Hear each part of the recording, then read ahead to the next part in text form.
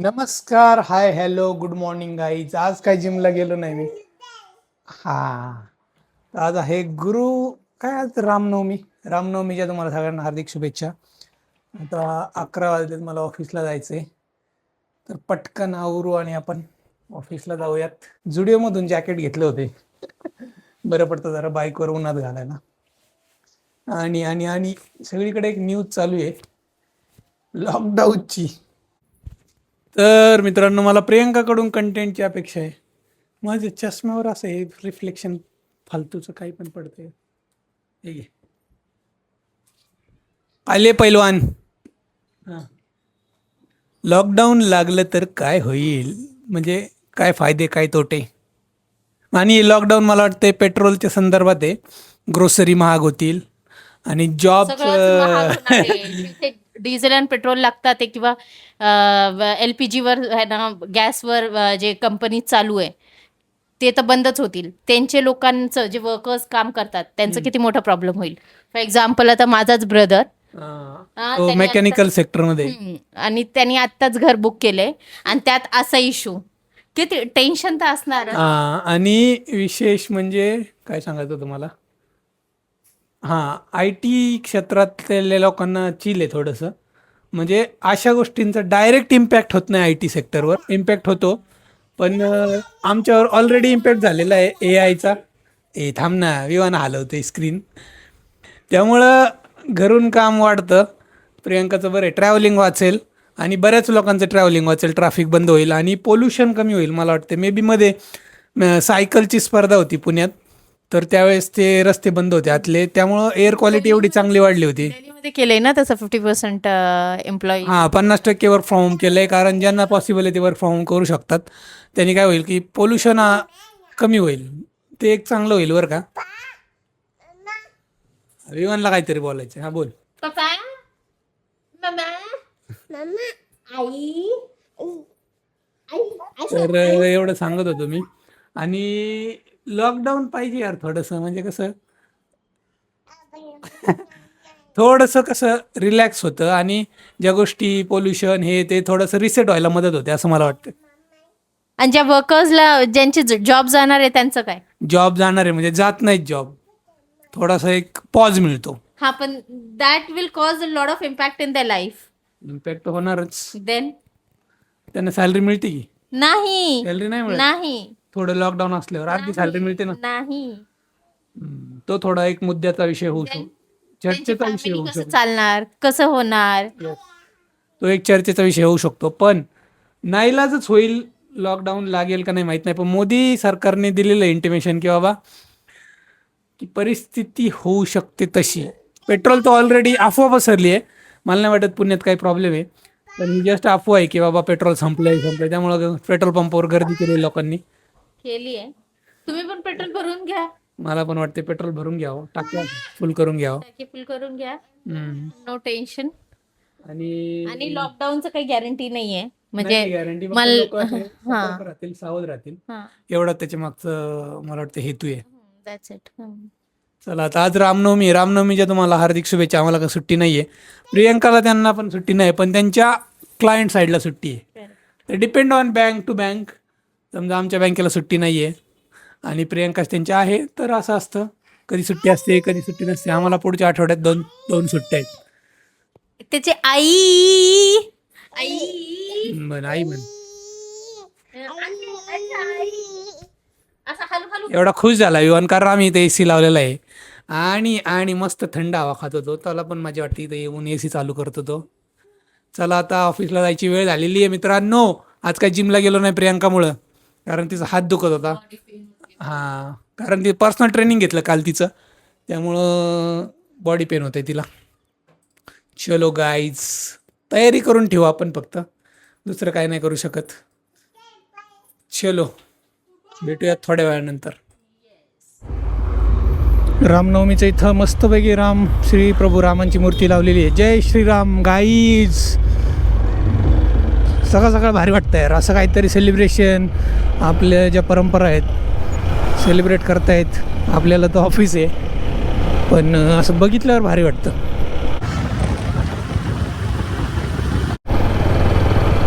A few moments later.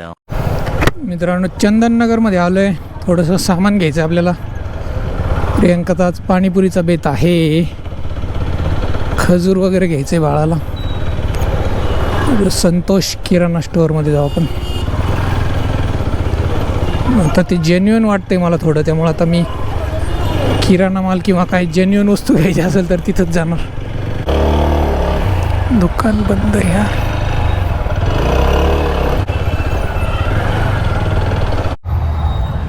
चला मित्रांनो पाणीपुरी घेऊयात आपण. सेव देतो ना. कैसा आहे वो? अर्धा पाव. यांच्याकडे बरंच काय काय यार. खजूर आहे क्या? खजूर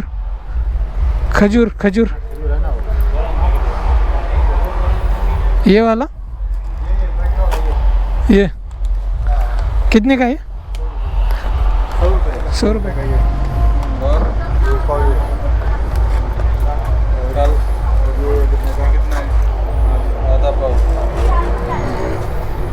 Paytm payment of 515 rupees.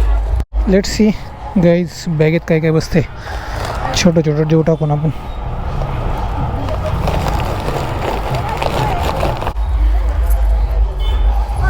चला आता बऱ्यापैकी सामान घेतलंय.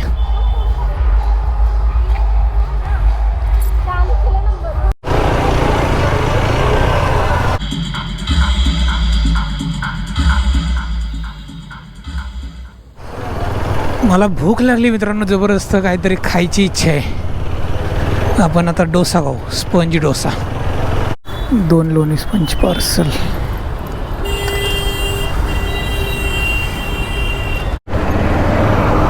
डोसा घेतलाय मित्रांनो. आता घरी जायचं आहे. अजून बरंच काय काय राहिलं यार. केळी राहिली, पालकची भाजी विवाहासाठी घ्यायची, परत त्याचं औषध घ्यायचं कॅल्शियमचं. पण अमोलचा फोन आला आहे, तो आपल्या मंदिराच्या तिथे झालेला आहे. लेट्स गो आता डायरेक्ट. नंतर संध्याकाळी बाकीचं आणू. लेन्सकार्टमध्ये गेलो होतो, तिथं ट्राय केलेत हे गॉगल्स, सनग्लासेस.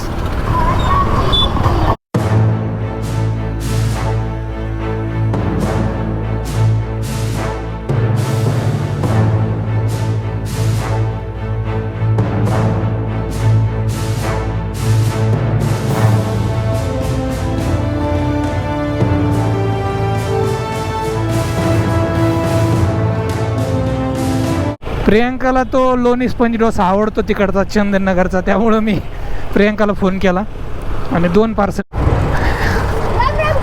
चलो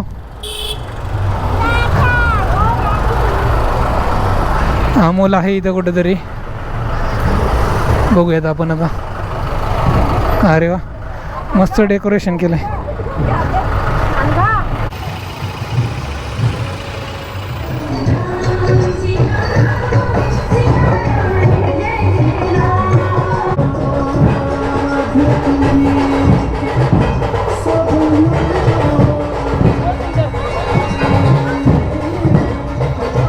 लय भारी नियोजन केलं राव तुम्ही. हां हां.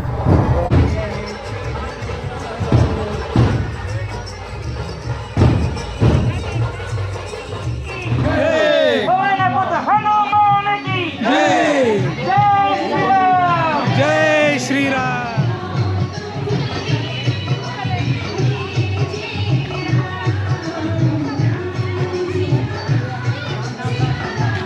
मित्रांनो हे मॅनेज करणं किती अवघड आहे.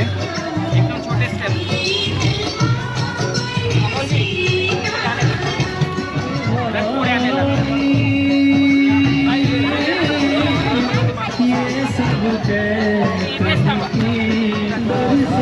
बघा अमोल आलेला आहे, कार्यकर्ता आहे या ग्रुपचा. काय जय श्रीराम प्रतिष्ठान खराडी. अमोलमुळं मला हे बघायला मिळालं. चांगलं आहे, रामनवमीचं मस्त आहे. चालतंय, चला आता बाय बाय.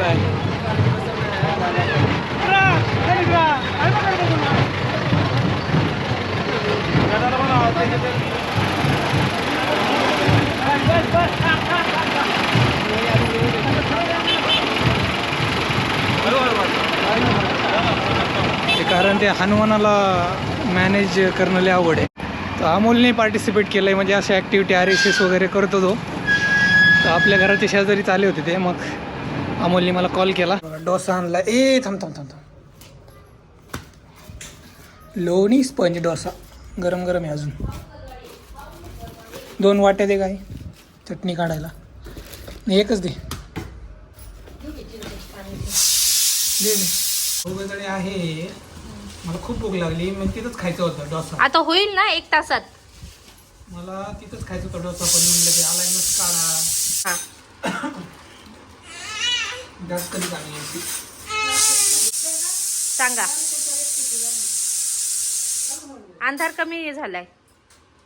मित्रांनो, आता डिनर करतोय आम्ही. 8:25 झाले. विवान इकडे गरम गरम रगडा आहे तिथं. विवान चाललाय पुढं. पुऱ्या वगैरे केलेल्या आहेत. माग सर रे, पुढं नको जाऊ. चिंच पाणी एवढं बनवलंय पातेलं भरून, म्हणजे थोडं अर्ध. हा, थंड हवा येते ना, कूलर चालू आहे त्यामुळं. प्रियांकाला मस्त येतं चिंच पाणी बनवता. साईडला बसतो, आम्हाला प्लेट बनवून द्या पाणीपुरीची. बघा कशी पुरी खातोय, कुरुम कुरुम उंदरासारखी कुरतडून. मस्त पैकी. नाही, मी बनवतो. मला फक्त पाणी मिक्स करून दे. गोड आहे, हे टाकले का त्याच्यात? गोड पाणी आलं, तिखट पाणी आलं, पुदिनाचं. अरे बर्फ पण टाकला त्याच्यात. Very good. आणि पाणीपुरी आपण बनवून खाऊ आता. तुमची शेव आली आणि याच्यात रगडा आला. रगडा ते छोट्या छोट्या मध्ये द्यायचं ह्याच्यात. विवान आणि मी पाणीपुरी खातोय. पहिला टाकू आपण रगडा बर का, नंतर थोडासा कांदा, आणि नंतर शेव. आणि मग काय करायचं, अशी गोड पाण्यात बुडवायची, तिखट पाण्यात बुडवायची, आणि